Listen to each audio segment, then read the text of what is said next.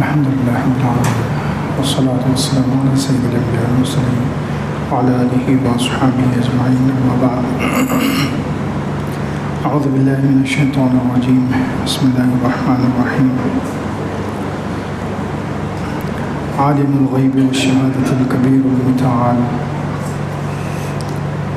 وقال تعالى ذلك بأن الله هو الحق وأن ما يدعون من دونه الباطل وأن الله هو العلي الكبير صدق الله العظيم اللهم صل على سيدنا محمد وعلى آل سيدنا محمد وبارك وسلم اللهم صل على سيدنا محمد وعلى آل سيدنا محمد وبارك وسلم اللهم صل على سيدنا محمد وعلى آل سيدنا محمد وبارك وسلم.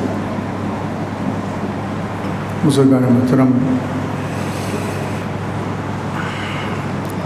اللہ رب العزت کے مبارک ناموں کا تذکرہ الحمدللہ چل رہا ہے. اللہ رب العزت کا ایک اور نام ہے الکبیر، اور اس کے ساتھ جڑا ہوا ہے المتکبر. یہ دو نام ہیں اللہ تعالیٰ کے، الکبیر اور المتکبر. الکبیر یہ کبر سے بنا ہے، کاف با را. اس کے معنی ہے جو ہر قسم کے چھوٹے پن سے پاک ہے، ہر قسم کے صغر سے، چھوٹے کے مقابلے میں بڑا. اللہ رب العزت الکبیر ہے، المتکبر ہے، سب سے بڑا ہے. اس کے مقابلے میں جتنے ہیں سب چھوٹے ہیں. سارے فرشتے، سارے انبیاء، ساری مخلوقات، سارے انسان، سارے اولیاء، سب اللہ رب العزت کے مقابلے میں صغیر ہیں، چھوٹے ہیں. اور اللہ رب العزت الکبیر ہے، بڑا ہے. المتکبر، بڑائی اس کی خاصیت ہے. المتکبر کا معنی ہے بڑائی اس کا خاصہ ہے، بڑائی اس کی خاص صفت ہے، اس کی انفرادیت ہے، اس کا تفرد ہے. اس بڑائی میں اس کے ساتھ کوئی شریک نہیں ہے. قرآن پاک میں اللہ رب العزت کا یہ نام الکبیر کئی جگہ استعمال ہوا ہے. جیسے سورہ رعد میں ہے، اللہ رب العزت فرماتے ہیں عالم الغیب والشہادۃ الکبیر المتعال. اللہ رب العزت عالم الغیب والشہادہ، غیب اور حاضر کا جاننے والا، الکبیر بڑا، المتعال بلند و بالا ہے. سورہ رعد میں ایک مرتبہ یہ نام آیا الکبیر. اسی طرح سورہ لقمان اور سورہ حج میں ملتی جلتی آیت میں آیا ہے ذالک بأن اللہ هو الحق. یہ اس وجہ سے کہ اللہ وہ حق ہے، اللہ وہ ایسی ذات ہے جو حق ہے. وَأَنَّ مَا يَدْعُونَ مِن دُونِهِ الْبَاطِلُ، اور یہ کافر جس کی طرف بلاتے ہیں، جس کو پکارتے ہیں اللہ کو چھوڑ کر، وہ سب باطل ہے. وَأَنَّ اللَّهَ هُوَ الْعَلِيُّ الْكَبِيرُ، اور اللہ بلند ہے، کبیر بڑا ہے. تو یہ سورہ لقمان اور سورہ حج میں ملتی جلتی آیت ہے.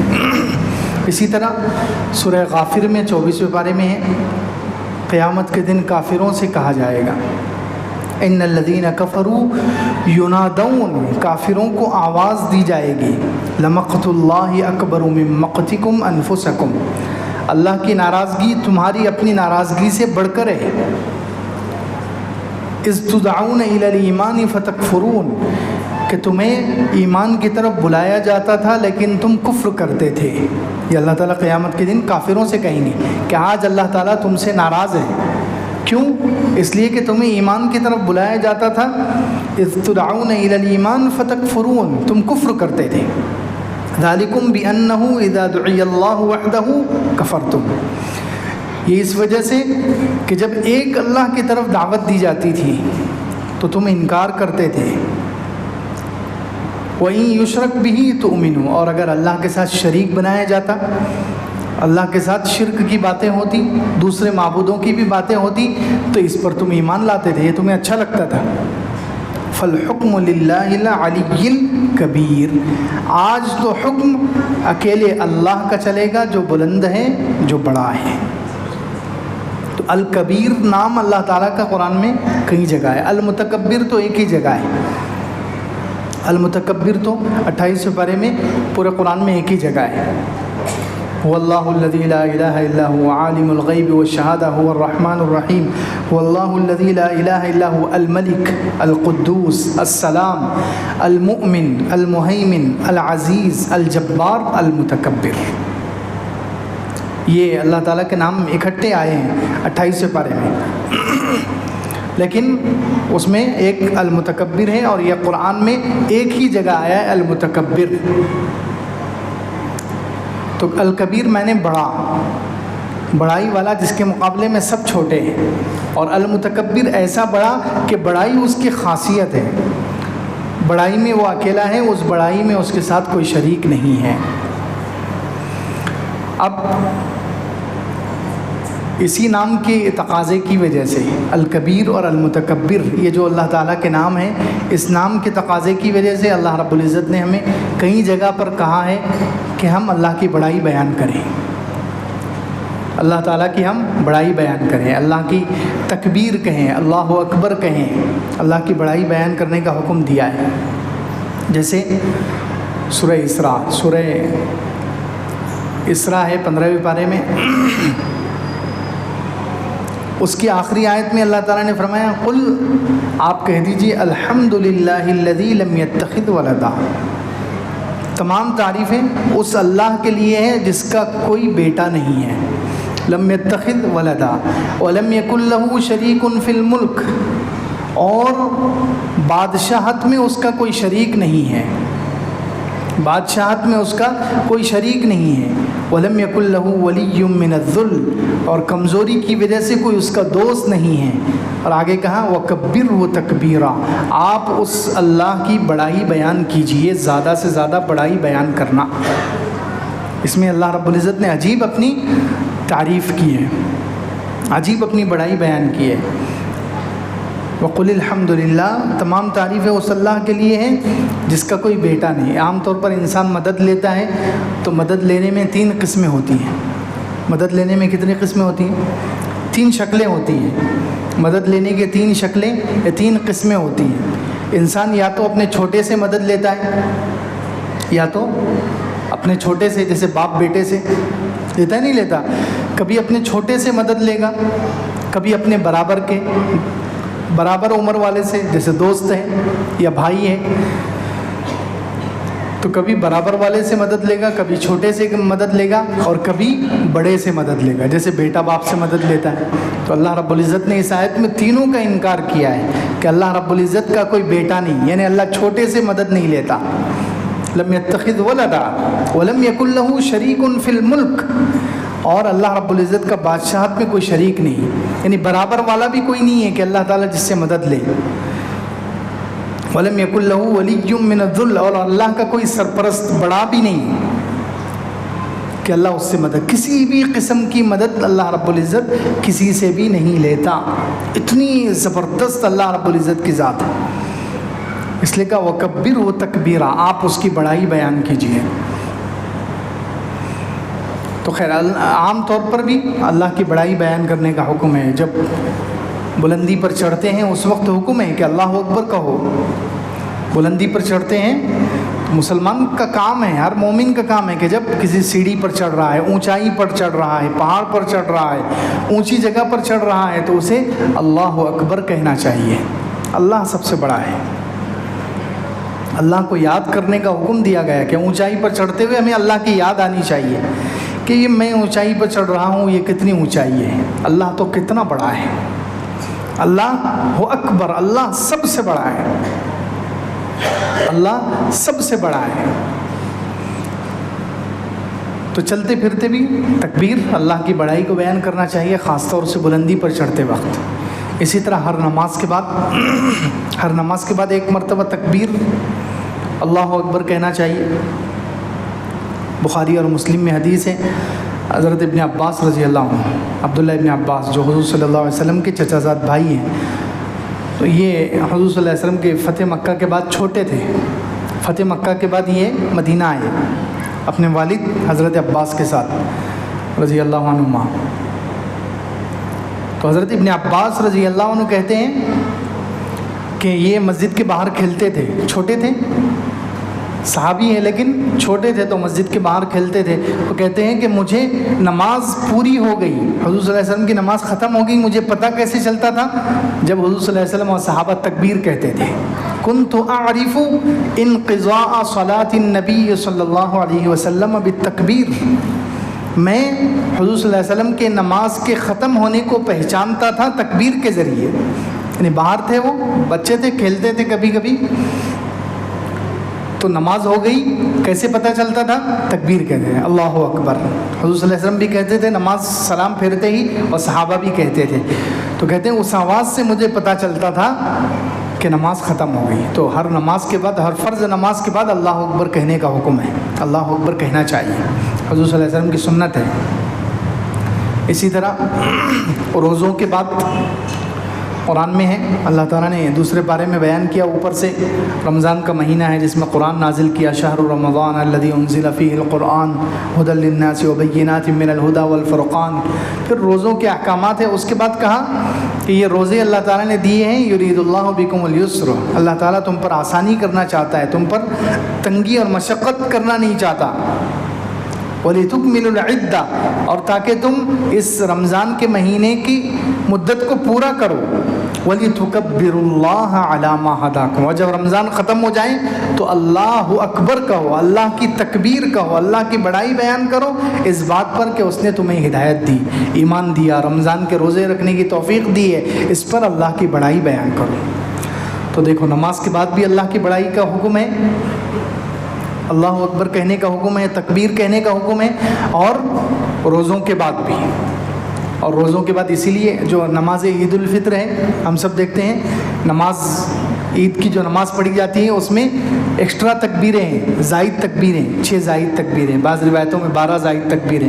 تو یہ زائد تکبیریں یہ اسی لیے اللہ کی بڑائی بیان کرنے کے لیے وہ نماز ہے عید الفطر کی.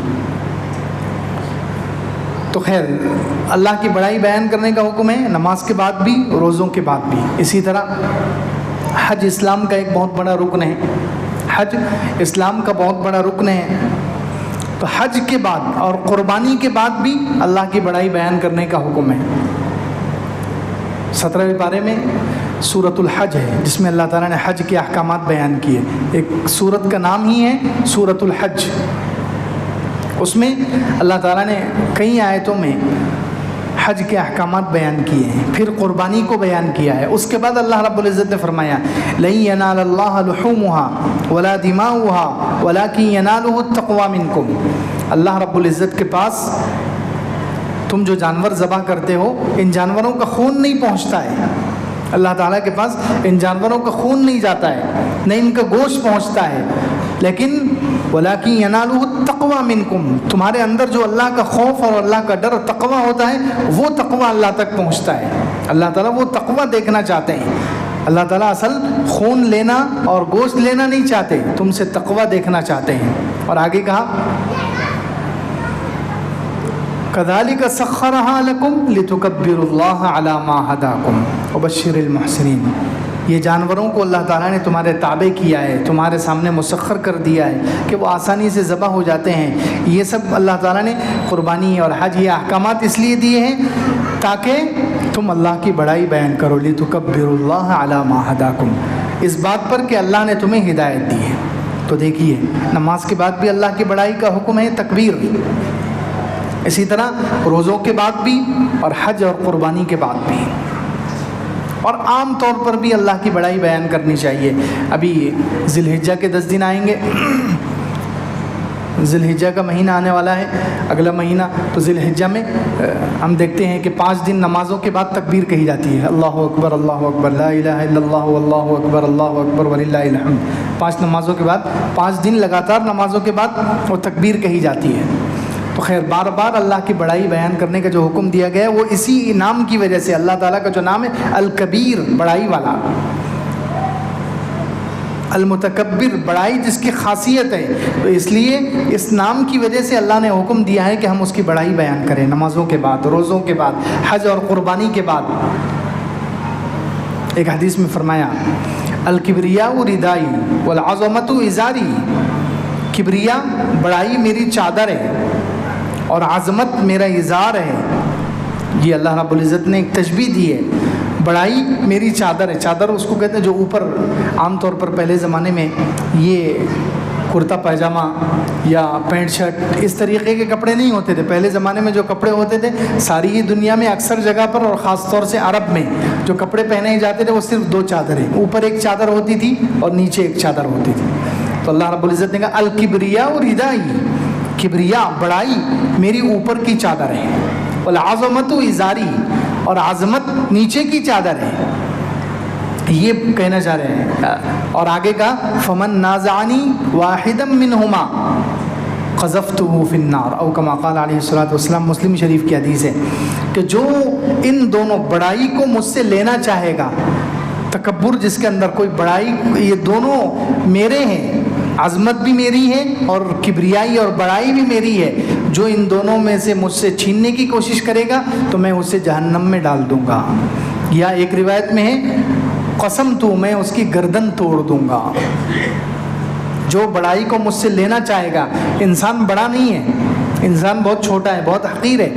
اسی لیے سلالۃ من ماء, یہ گندے پانی سے پیدا کیا گیا ہے, ایک حقیر پانی سے پیدا کیا گیا ہے. تو انسان کے اندر بڑائی نہیں ہونی چاہیے, لیکن پھر بھی وہ بڑا بننے کی کوشش کر رہا ہے کسی وجہ سے, مالداری کی وجہ سے, علم کی وجہ سے, یا خوبصورتی کی وجہ سے, یا بادشاہت کی وجہ سے اس کے اندر تکبر آ رہا ہے, وہ اپنے آپ کو بڑا ثابت کرنے کی کوشش کر رہا ہے. تو اللہ رب العزت نے کہا کہ جو یہ بڑائی مجھ سے لینا چاہے گا تو میں اس کو جہنم میں ڈال دوں گا یا اس کی گردن توڑ دوں گا. خیر, یہ الکبیر اور اللہ تعالیٰ کا نام ہے بڑائی. اور متکبر کے بارے میں کہا کہ المتکبر یہ بھی اللہ تعالیٰ کا نام ہے, جس کے معنی ہے کہ بڑائی اللہ کی خاصیت ہے. اس میں تا جو ہے, المتکبر میں تا جو ہے یہ تائے تفرد اور تخصص ہے. ایک عربی میں ایک تا ہوتی ہے, تا کی بھی عربی زبان بہت وسیع ہے, عربی زبان بہت عجیب, بہت وسیع زبان ہے. تو اس میں ہر حرف کی کچھ خصوصیتیں ہوتی ہیں, ایک ایک حرف کی کئی خاصیتیں ہیں. تو تا جب آتا ہے کسی لفظ کے ساتھ جوڑ کر تو ایک تا آتا ہے تفاعل کے اندر, ایک تا جو آتا ہے وہ بناوٹ کے لیے آتا ہے, تکلف. ایک تا جو آتا ہے وہ تکلف کے لیے آتا ہے, تصنع, بناوٹ کے لیے. یہ کوئی انسان ہے نہیں لیکن اپنے آپ کو ویسا بنانے کی کوشش کر رہا ہے, اپنے آپ کو ویسا بتا رہا ہے. کوئی پڑھا لکھا نہیں ہے لیکن اپنے آپ کو ظاہر کر رہا ہے. اس کو کہتے ہیں, یہ تا جب آتی ہے تو اس کا مطلب ہوتا ہے تکلف اور تصنع. لیکن یہ المتکبر میں اللہ تعالیٰ کا جو نام ہے المتکبر, اس میں جو تا ہے وہ بناوٹ والا نہیں ہے, اس میں جو تا ہے وہ تخصص والا ہے, تفرد, کہ بڑائی اللہ کی خاصیت ہے. بڑائی اللہ کی کیا ہے؟ خاصیت ہے. بڑائی اللہ کے بڑائی میں اللہ تعالیٰ متفرد, اکیلا ہے. بڑائی میں اللہ تعالیٰ کے ساتھ کوئی شریک نہیں ہے. اسی لیے تکبر کرنے والے اللہ رب العزت کو بالکل پسند نہیں ہے. تکبر کرنے والے پسند نہیں ہیں. کتنے لوگ ہیں جنہوں نے, تکبر بہت بڑی بیماری ہے, اللہ رب العزت ہم سب کو بچائے, آمین.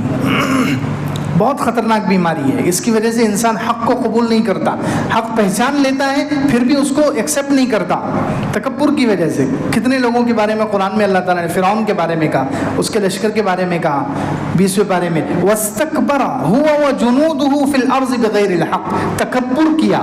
دیکھیے لیکن تکبر کے لیے بھی اللہ تعالیٰ نے جو لفظ استعمال کیا ہے وَاسْتَكْبَرَ, باب استفعال کا صیغہ استعمال کیا ہے کہ حقیقتاً فرعون اور اس کا لشکر حقیقتاً یہ بڑائی کے قابل نہیں تھے.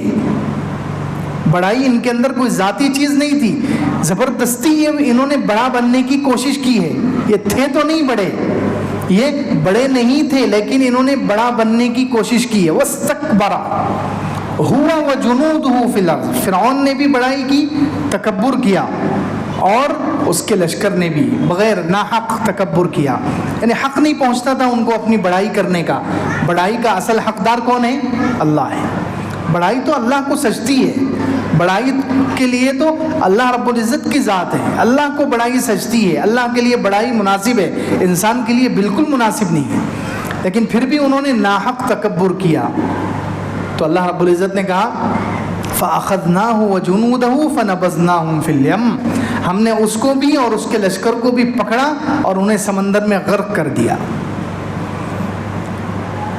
تو فرعون کے بارے میں اسی طرح اور بھی بہت سارے لوگوں کے بارے میں 24ویں بارے میں ہے، ان الذین یجادلون فی آیات اللہ بغیر سلطان اتاہم، وہ لوگ جو ہماری آیتوں کے بارے میں جھگڑتے ہیں بغیر کسی دلیل کے، ان کے پاس کوئی دلیل نہیں ہے، بغیر دلیل کے اللہ تعالیٰ کے بارے میں بات کریں گے، نعوذ باللہ، اللہ کے خلاف کچھ بولیں گے، اللہ کی کتاب کے بارے میں کچھ بولیں گے،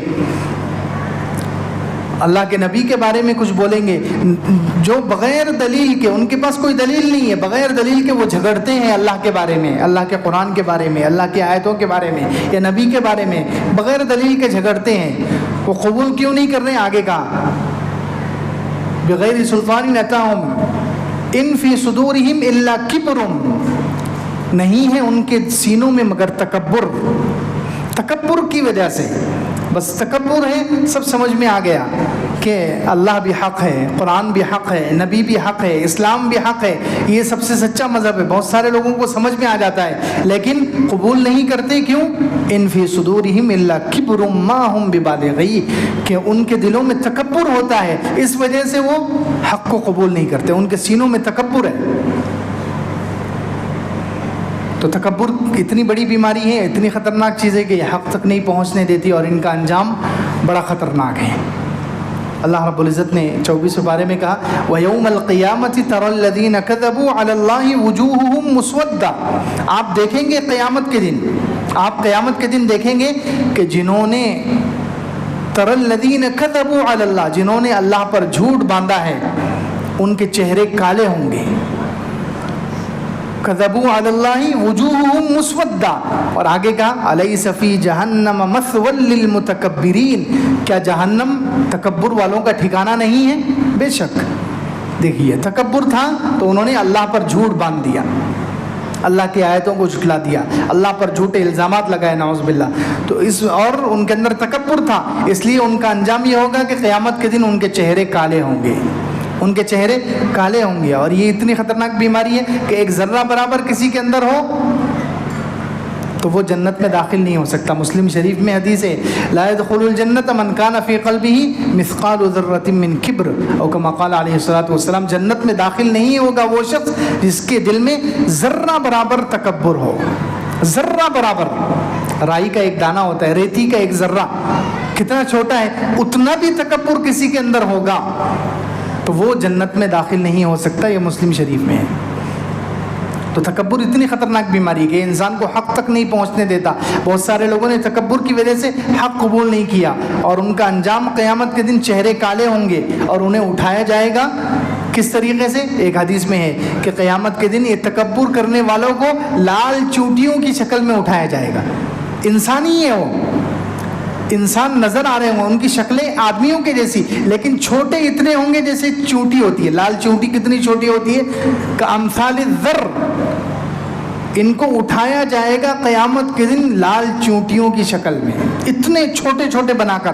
دنیا میں بہت پھولتے تھے نا، تکبر کرتے تھے، بڑائی ان کے اندر تھی، اپنے آپ کو بڑا سمجھتے تھے، دوسرے لوگوں کو حقیر سمجھتے تھے۔ تو قیامت کے دن ان کو لال چونٹیوں کی شکل میں اتنا چھوٹا بنا کر اٹھایا جائے گا، اور سب کے سامنے ذلیل کیا جائے گا، اور پھر جہنم میں داخل کر دیا جائے گا۔ اللہ کے رسول صلی اللہ علیہ وسلم ارشاد فرماتے ہیں کہ ان کو پھر سارے جہنمیوں کا جو خون اور پیپ نکل کر بہہ رہا ہوگا وہ ان کو پلایا جائے گا۔ اللہ ہم سب کی حفاظت فرمائے۔ تکبر کو دور کرنے کی فکر کرنی چاہیے، تکبر کو اپنے اندر سے نکالنے کی کوشش کرنا چاہیے۔ اس کا سب سے اہم ذریعہ یہ ہے کہ اللہ کے نیک بندوں کی صحبت میں رہے، جن کے اندر تکبر نہیں ہے۔ ان کی صحبت میں رہنے سے آہستہ آہستہ ہمارے اندر بھی عاجزی پیدا ہوتی ہے، تکبر ختم ہوتا ہے۔